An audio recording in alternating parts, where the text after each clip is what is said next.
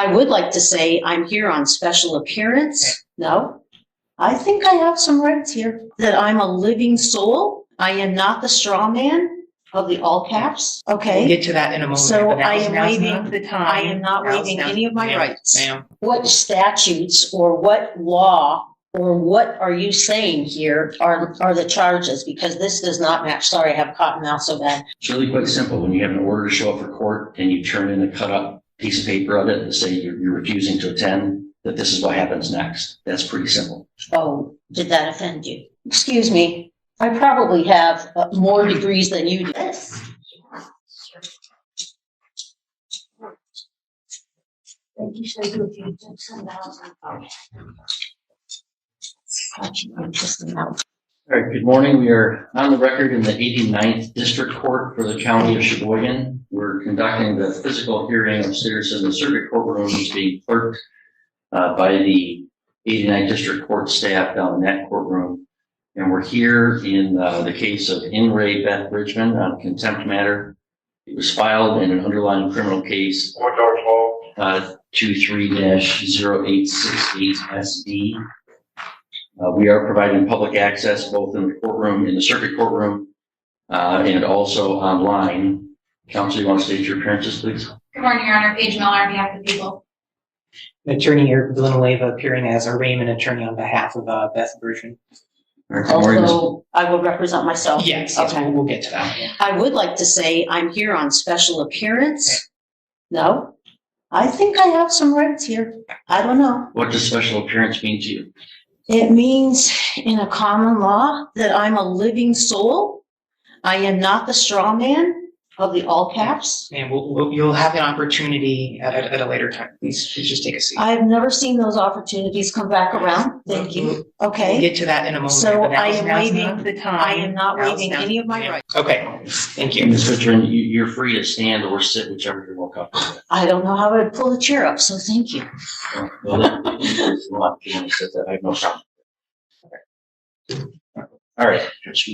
All right, well, Ms. Bridgman, you're here for an arraignment on 2 allegations of contempt. So I have to advise you of what those are.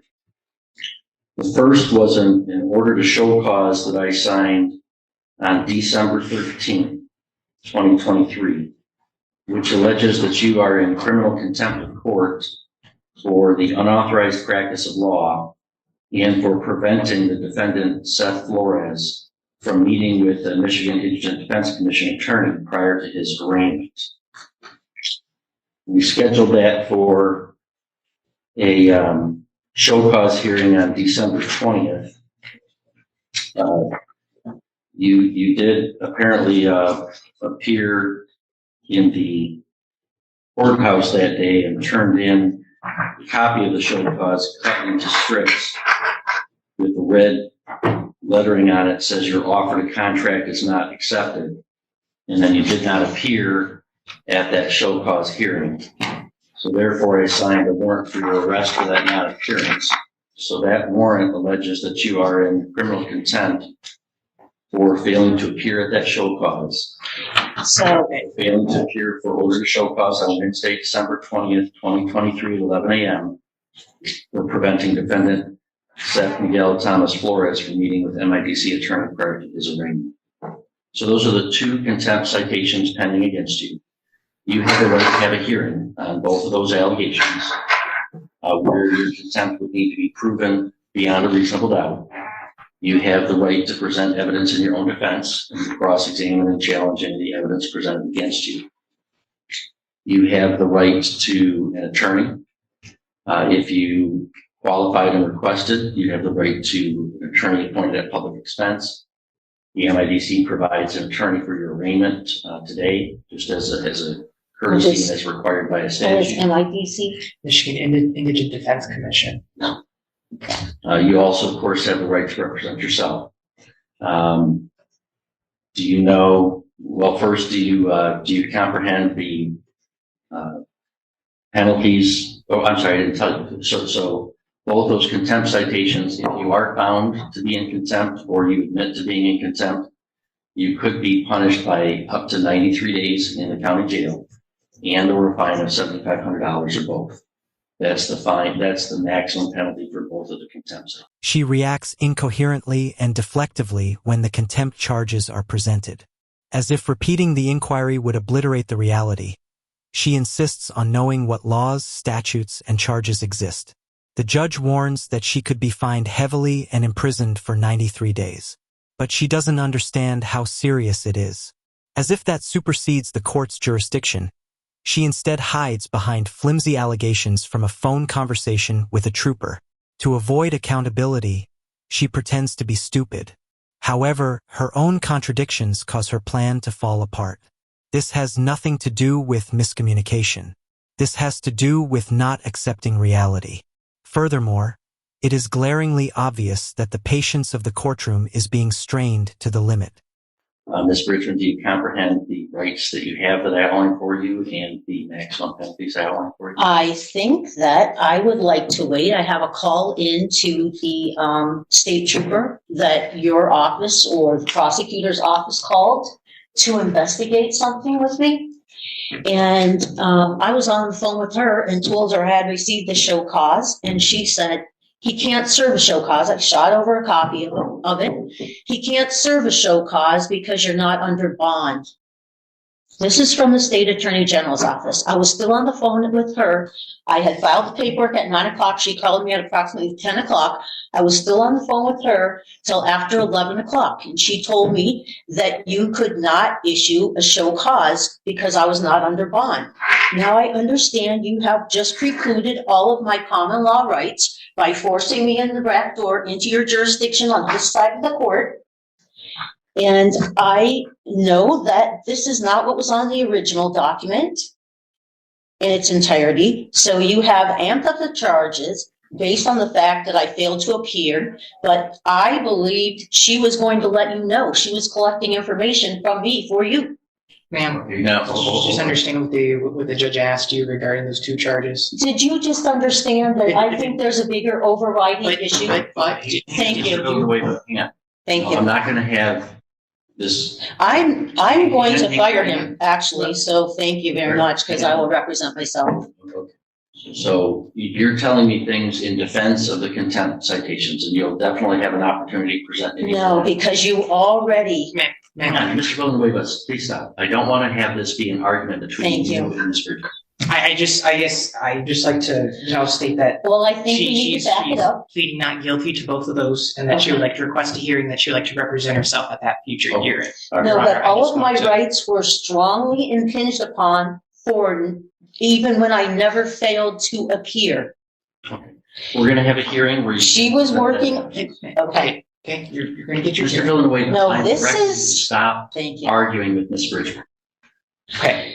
I mean, it's a pretty serious thing to have to spend the night in jail, to be brought in handcuffs and everything else. When I was not being belligerent in that regard, she told me that it was not an authorized show cause. All right, if she told you that, she didn't have the authority to do so. But anyway, that's for the later hearing. So Well, she was today's purpose is investigating. to- Okay. Today's purpose is to advise you of the two contempt citations. So do you comprehend the maximum penalty that those could carry and the rights that you have that I outlined for you? Now, can I ask, what statutes or what law or what are you saying here are the charges? Because this does not match. Sorry, I have cotton mouth so bad. This does not match what the previous document was that you sent to me. And I have a picture of it on my phone, but my phone's not with me. Okay? I've It told does you- not say, I've told you the charges. I don't have to answer further questions about that for you. Do you understand the rights that I listed for you and the penalties? why have they changed, I'm Judge not Becker? answering that question. Can the prosecutor? No, What? I need an answer to my question. Do you understand that? So you said you want to represent yourself, right? You wish to represent yourself and not have an attorney represent you? Yes, I Okay. do. If you want to do that, I must establish that you know what the penalties are and what your rights are. And I have to establish that you're not going to be disruptive to the court. If you refuse, So are those, then I'm going to appoint I'm not an attorney for refusing. you. Okay, then I would appoint an attorney for you and you'd not be able to represent yourself. I know, I listened to that with Trevor's case. All right, so I'm asking you, and you saw what. How can I So I first have to make sure you know what the maximum penalties are and what your rights are. Do you not? Those maximal penalties are based on the charges, and I'm wondering how you arrived at a change in the charges. I'm not answering that question. You know that you could face up to 93 days in jail and or a $7,500 fine. You understand it. Up to that. Okay, but I don't even understand what the charges are. Okay. And do you have any questions for me about any of the rights that I listed, that you have to have an attorney and have a hearing and present evidence? Do you have any question about any of those rights? I have a whole question about the whole context of everything today, Judge Gothier. It's really quite simple. When you have an order to show up for court and you turn in a cut up piece of paper of it to say you're refusing to attend, that this is what happens next. That's pretty simple. Oh, did that offend you? No, it did not offend me. It was a contempt of court. It's a It's common law not about thing. anybody's personal feelings. It's about the authority of the court to compel appearances. You did not appear. So I do believe, based upon your answers, that you do understand the maximum penalties that you face and the rights that you have. So, Ms. Bridgman, Mr. Villanueva indicated that you wish to plead not guilty to those charges of contempt. I gather from your comments that you would agree that you're not pleading guilty. Correct. That's correct. Okay. All right, so we'll enter a not guilty plea on your behalf to both contempt citations. We'll schedule this for a hearing where the prosecutor will present evidence, and you can present evidence in your defense. If you want to have an officer come testify on your behalf, you can certainly do so. I would like to request a trial by jury. There is no right to trial by jury in a contempt matter. So that request would be denied. Okay, so then there's no chance to understand what you're charging me with prior to this hearing. I've told you what you charged. I can read it again if you want. The courtroom turns into a never-ending round of arguments. She maintains that her degree is greater than the judge's, as if the law could be overruled by paper certificates. Her conceit outshines any reasoning behind her inquiries, persistently requesting evidence of charges. She has already been informed that she demands new responses and disbelievingly rejects each one. The judge is still way too lenient with this never-ending cycle of stupidity. The viewers of this event are aware of its impending collapse and disgrace. Her inability to accept reality saps the vitality in the courtroom, and the judge must give in to her one final time before setting the hearing date. I don't see where there's a code or a statute or any law that I have actually violated here. Well, that's not required to be on a contempt citation. I've told you what the allegations are.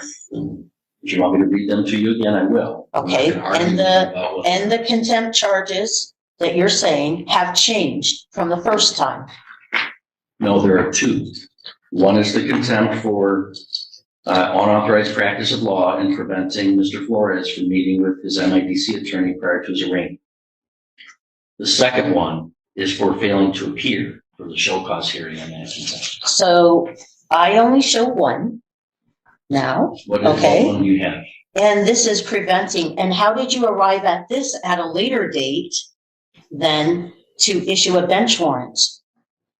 Mr. Villanueva? There's two items checkmarked here. This is after the fact. So then you added a different charge than the previous one about the same date. Ma'am, he read two charges. There's two charges marked here. Excuse me. I probably have more degrees than you do, okay? All right. Now, I'm going to find that please, Judge Gothier. sure, go ahead. Thank you. Okay. So the first one was that I was practicing law. That was the first one. That's the show cause that you say I failed to appear for. No, it was contempt for unauthorized practice of law and preventing defendant Flores from meeting with MIDC attorney prior to his arraignment. That was on the original. No, I have a picture of the original one. This is why I'm not sure. Do you have a copy of that show cause in front of you right now or no? This one. Your Honor, I'd like to see what she has But- here. I just. Okay, You don't. so how do I defend? Okay. Hang on. If you do not have in front of you right now a copy of the first show cause, I'm happy to provide a copy to you. So how did you arrive at a second show cause? Because you didn't show up. The second show cause is for failure to show. But I wasn't on bond. So both show causes are not in effect because I'm not on bond. Your Honor, what is the date of the first show cause? December 20th. No, this is- Sorry, that was before the December 20th. Sorry. You may view this document. This is out of the court file. You may view it and then So- send it back. Judge Gauthier, do I have any other recourse to clarify where I was on that day and the information that I was going off of by your own investigator? You do. You do. Okay. That is a hearing date. Today, we're going to schedule a hearing date, and you can present that evidence at that time. And how will the hearing affect a trial by jury As I told you, there is no right to trial by jury for for a contempt charge? So I Oh, can so schedule this is a perfect, nice little tidy package for everything. I see. Okay. So I can schedule this for a contempt hearing on Thursday, January 11th at 2 p.m. I think that would be way too soon for me. Thank you. Why is that? I need to get to some of the documentation and follow up with that. State trooper, as well as perhaps a few other people, because I'm guessing, am I supposed to just talk to the prosecutor without the other witnesses that I had in my presence at the same time? I could schedule this for the afternoon of Thursday, January 25th, then. That gives you 3 weeks. Thank you. So we'll schedule this for a contempt hearing on both allegations of contempt on Thursday, January 25th at 2 p.m. And do I understand correctly, you do not wish me to appoint an attorney that you want to represent yourself? And then who makes the decision? You make the total decision then? Well, no, first you make the decision whether you want to represent yourself. As long as I'm convinced that you're doing so of your own free choice, that you understand what's going on, and that you're not going to be unduly disruptive, then you'll represent yourself. So what am I allowed to do at the hearing to defend myself appropriately? You're allowed to present legal arguments. You're allowed to present witnesses to testify under oath, Okay. yourself or any other witnesses that you bring with you. If you want to subpoena a witness, if you're representing yourself, you can't issue a subpoena without the court's signature. An attorney can issue a subpoena on their own. So If I you want can't to subpoena somebody, what you would do is you go to the court clerk, they give you the paperwork, you'd fill out the subpoena. They would give it to me to review. And if it looks like it's reasonably, connected or relevant to the case, I would sign the subpoena. And it would be given back to you for you to serve upon the person to compel their appearance. I did not even get to watch the video that day because I was still on the phone with the trooper. And then people told me after I went up for Christmas that there was maybe a bench warrant, that you had issued a bench warrant. But everybody looked for it online at VineLink and couldn't find any bench warrant.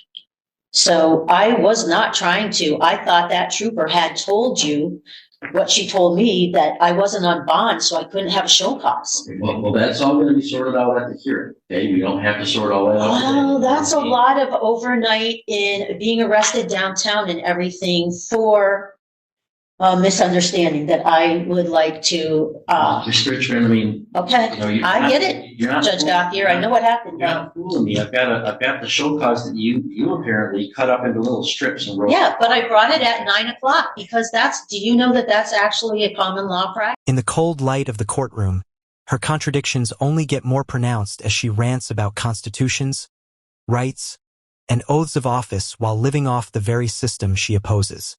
She proudly cashes her government-funded disability checks, despises hypocrisy, and screams louder than any of her sovereign arguments. This is the ultimate irony, rejecting the rules while living off the benefits. Her story demonstrates that these claims are about ego, not freedom, as she manipulates the Constitution to suit her fantasy while the state patiently gets ready to crush her false defenses. And there are courts that recognize common law because sovereign people and people who take an oath of office can follow common law. All right, so the Not the hearing codes and on both statutes. matters is scheduled for Thursday, January 25th at 2 p.m. I find that Ms. Bridgman is unequivocally exercising her right to represent herself, that she understands the nature of the charges against her, the maximum penalty, and the rights that she has. I find that although she certainly disagrees with the court procedures and processes, which is her right, that she's not being unduly disruptive to the court's business. So the court's going to recognize Ms. Bridgman's right to represent herself at that hearing. Can I ask one question? What are the parameters that you're going to decide is practicing law versus helping somebody maintain their unalienable rights? How would I delineate that in defense of myself? Well, that's a question of that's a question of law that you can research before that day. And I said I'll entertain legal arguments. The prosecutor will have to prove beyond a reasonable doubt at that hearing that you did in fact practice law on that day. That's where then there's a risk to representing yourself, because an attorney, has access to and better training and researching the case law, interpreting what that is. The Michigan Supreme Court has issued some opinions about what that is. If you're representing yourself, you're going to have to find those on your own and make the argument as you see fit. If you want to hire an attorney, or if you want to appoint an attorney, they would be able to fashion those arguments on your behalf. But I'm not going to. No, I've been down that path before, and it never turns out the way they first present themselves to you, that they're going to fight the case. It never turns out that way. So I'm fully cognizant and aware of that, but I wanted to see what your standard was going to be. It's going to be what the law requires. But I'm not sure which law you're referring to. So I have to research all the laws to determine what this says that is different than the first show cause. Yeah, Ms. Bridgman, if you want to represent yourself, it's a little bit more work. I'm not saying it's not more work. It's also not presented in a way that tells me what I'm really being charged with, or that anybody has any proof of what they said here. So that's what okay. All right, well, that's what we'll All right. sort out those Thank legal you. arguments, and the prosecutor will present witnesses at that hearing, and you can present witnesses. As I said, if you desire the court's help in compelling the appearance of any witness on your behalf, Okay. submit a subpoena to the clerk's office that I would review. It'd be the district court office Okay. that I would review, and I would issue the subpoena. So one of the key laws would be that in the state of Michigan, anybody practicing law should have be a member of the Bar Association. Am I correct? That is correct. Now, Ma'am, you have to figure that out at another time, okay? Now's not time to litigate this case. Yeah, so I have a range I of get it, charges. but I appreciate that this is very big in scope, and Michigan statutes and codes, as he says, he's compelled to follow or must obey the dictates. Okay, I'm very well versed in enough constitutional things, so I have to know what the perception is there. So, thank you. I appreciate any clarification. I do have to follow with the any decisions of the Michigan Supreme Court are binding law on the lower courts. There are constitutional system in Michigan. Also, any statutes that were passed by the legislature and signed by the governor are laws that this court and all citizens of the state of Michigan have to follow. So the procedure that was followed here, I could still take up in another manner, correct? I'm not sure what you mean by another manner. At the hearing, you can challenge the procedure. I was talking to your investigator. She knew what time I had a court date. Yes, absolutely. If you want to present that person to come testify about that. She's not going to come testify, I'm sure. She's downstate.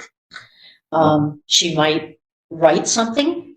Well, that's up to you what you want to present. If you're going to Okay. represent yourself, you have to decide how you want to present your case. But I'll give you the extra time you've asked for. So this is a major judicial review, okay, to decide if anything in our Bill of Rights actually applies to the Michigan code and statutes. You have all the rights in the Bill of Rights. I recognize all those constitutional rights. And most of what I talk about actually falls under common law because it's common that anyone could understand it. All right. That's so why it's called we'll common. set the hearing date. Okay. We'll arraign you on the charges. I'm going to recognize that you are exercising your right to represent yourself and discharge Mr. Villanueva from any further responsibility in the matter. The only other question I have to decide is whether you should be released on your own recognizance, whether you should be required to post a bond before the next hearing. All right, Ms. Richmond, anything you want to tell me with regard to whether I should allow you to be released on your own recognizance before that hearing, or whether I showed up at 9 a.m., Your Honor, and anybody could call me if they didn't understand that. I filed a similar document in Mackinac County and they accepted it. Common law is a very acceptable kind of a standard if you know it and you know what you're doing. So maybe there'll be a chance that I can present some of these other avenues, because how does my country tell me to take an oath of office to defend the Constitution, but then I'm held to only codes and statutes of the Michigan legislative body, governor, and perhaps Supreme Court? That's the overarching question here, I think. And I think a lot of people well, I can struggle with recommend a that. Schoolhouse Rock video to you about how a bill becomes law and the laws. Oh, I know how it happens. Your Honor. I also know we don't have a lot of judicial review. So Your Honor, that's part the of bond the- question. Any input, Mr. Villanueva? Yes, I guess I know you just released me as the attorney of record, but I guess in support of the bond on her behalf. Yes, go ahead. Yeah, so I like to advise the court that Ms. Bridgman is a resident of the city of Sheboygan.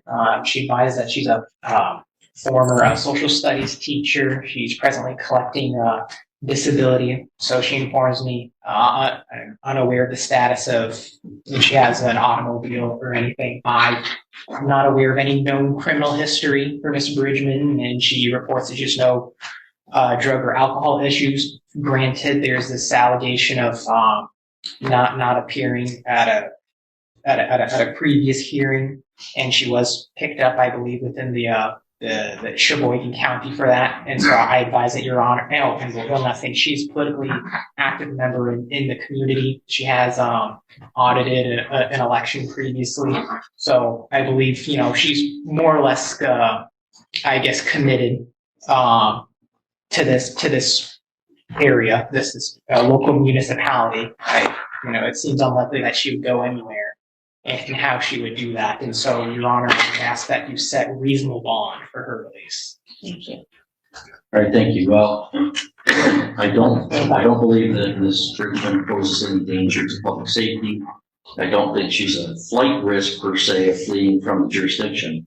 However, I do believe that she's a heightened risk of just flat out refusing to appear, as evidenced by the fact that she cut off the previous show cause into little strips and wrote that she wasn't accepting an offer. Well, they It didn't. wasn't an offer, it was an order Sorry, to appear. they didn't actually hand it to People me. just refused to appear on orders to appear by saying, sorry, I don't want to. So I don't think that release on her own recognizance would be sufficient to secure her appearance.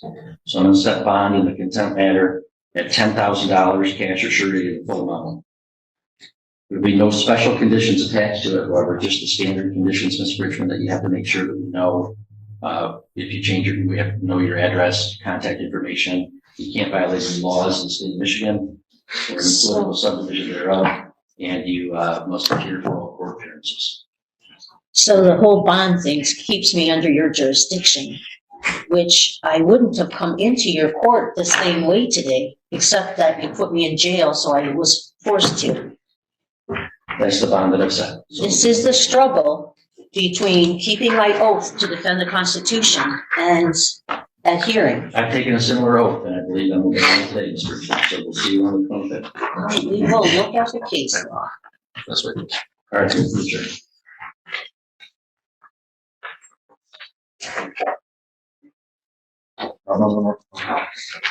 This way. I know. She's only up here from North Carolina. This case is a brutal reminder of how sovereign citizen delusions always collapse. They begin with loud proclamations of freedom and end in cuffs, humiliation, and wasted lives. The courtroom may be patient, but the justice system is merciless. You can dodge reality for a moment, But when it strikes back, it strikes harder than ever. This defendant believed she could dismantle the law with scissors, crayons, and arrogance. But the law does not bend to fantasies, it crushes them. The ending was inevitable. Contempt met with jail time and the cold truth that no one stands above the law. This courtroom chaos proves one thing: arrogance doesn't rewrite justice, it guarantees downfall. Stay tuned for more shocking cases, and subscribe so you never miss the next courtroom meltdown.